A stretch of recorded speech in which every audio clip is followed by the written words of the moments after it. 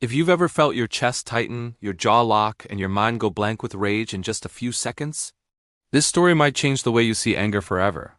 Stay with me because what happens at the end will make you rethink every angry moment you've ever had. A few years ago, there was a man named Daniel. On the outside, he looked calm, responsible, and successful. He had a steady job, a family, and people respected him. But inside, Daniel carried something heavy. Anger lived quietly inside him, waiting for the smallest excuse to explode. Traffic lights, slow coworkers, a simple disagreement at home, all it took was one spark. And when anger took over, Daniel wasn't in control anymore. It was like someone else grabbed the steering wheel of his life. One morning, Daniel was driving to work, already late. The road was packed. Cars barely moved. Someone suddenly cut in front of him. Just like that, his heart started pounding. His hands tightened on the wheel.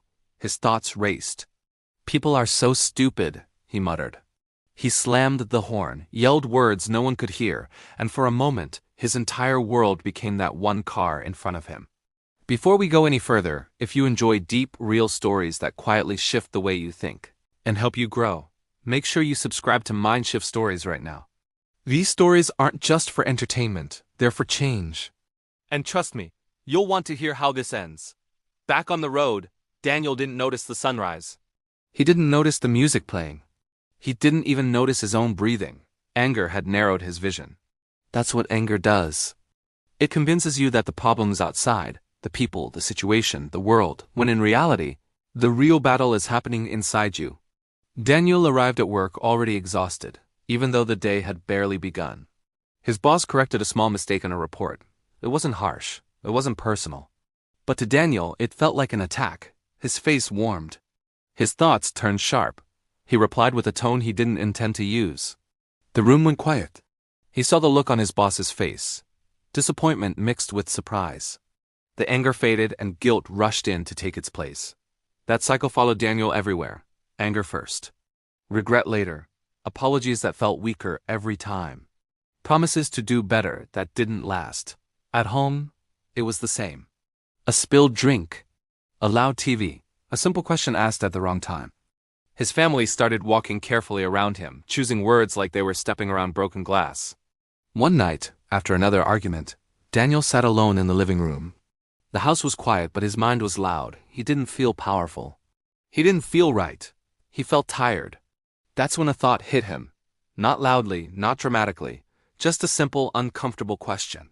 Why do I keep doing this? Anger, Daniel realized, always promised relief.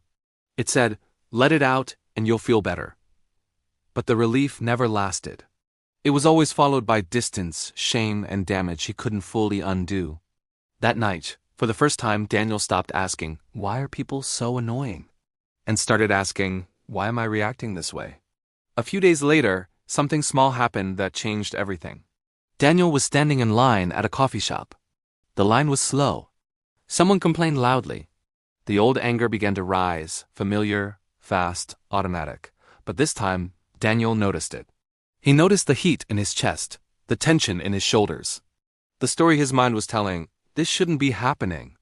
Instead of reacting, he took a slow breath. Just one. Nothing magical, nothing dramatic.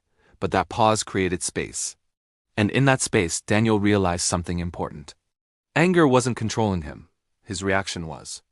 Anger itself isn't the enemy. It's a signal, a message. It shows up when something feels wrong, unfair, or threatening. But most of us were never taught what to do with that signal. So we explode, or we suppress it, and both cause damage. Daniel began experimenting with pauses.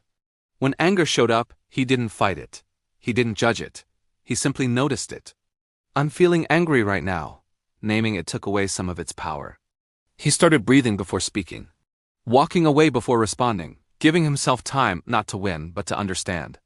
At work, when his boss corrected him again, Daniel felt the familiar spark. But instead of snapping, he paused. He listened. He asked a question instead of defending himself. The moment passed. No explosion, no regret. Just a quiet sense of control he hadn't felt in years. At home, it was harder. Old habits don't disappear overnight. But Daniel started apologizing faster. Not after hours, but after minutes. Sometimes after seconds. He explained instead of attacking. He said things like, "I'm overwhelmed," instead of, "You always do this." Slowly, the tension in the house began to soften. Here's the truth most people never hear. Anger is often a cover emotion. Under it lives fear, stress, insecurity, exhaustion, or unmet expectations. Daniel wasn't angry because of traffic or noise. He was angry because he felt out of control, pressured, and unheard. Once he understood that, anger stopped being a monster and became a messenger. One evening, Daniel's son asked him a simple question. "Dad, why do you get mad so fast?" The question wasn't rude. It was honest. And it hurt, but in a good way. Instead of getting defensive, Daniel took a breath and said, "I'm learning how not to." That moment mattered more than any lecture. Weeks passed. Then months. Daniel wasn't perfect. He still felt anger, but it didn't own him anymore. He learned that controlling anger doesn't mean becoming quiet or weak. It means choosing your response instead of being dragged by your emotion. The biggest shift came when Daniel stopped asking the world to change and started changing how he showed up in it. Traffic stayed the same. People stayed imperfect. Stress didn't disappear, but Daniel felt lighter, more present. More respected, not because he demanded it, but because he earned it through calm strength. And here's the part that most people miss. The goal isn't to never feel anger again. The goal is to feel it without letting it destroy what you care about. Anger passes. Words spoken in anger don't always leave. If this story feels uncomfortably familiar, that's not a bad thing. It means you're aware. And awareness is where control begins. The next time anger rises, remember this. You don't have to decide anything in that moment. Pause. Breathe. Let the wave pass. Then act. Before you go, I want to hear from you. In the comments, tell me honestly, what triggers your anger the fastest? Writing it down is the first step to understanding it. And if this story helped you even a little, share it with someone who might need it today. You never know whose life you might quietly improve. This is Mind Shift Stories, where small shifts create powerful change. Stay calm, stay aware, and I'll see you in the next story.